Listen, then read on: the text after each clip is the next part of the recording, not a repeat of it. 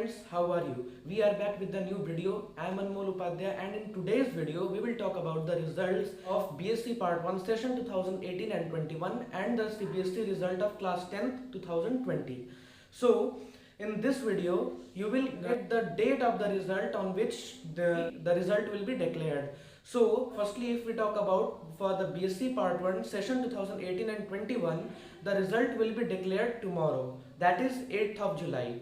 So you can search and find your result on the website vksu.ac.in. It is the official website of Veer Kunwar Singh University. So you can get the result from there of the BSc Part 1 tomorrow. And if we talk about the CBSE result of class 10th, most of you will be afraid of the result. When will the result come of the 10th class? So in the state like Uttar Pradesh, the results are declared. But in Bihar, the results are still not declared.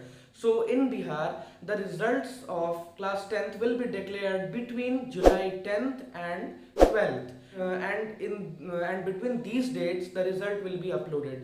So you don't need to be get scared of the results for the class 10 CBSE and BSc Part 1 results. So you can check the results for the BSc Part 1. The result is coming tomorrow. You can check the result on vksu.ac.in and vksuonline.in.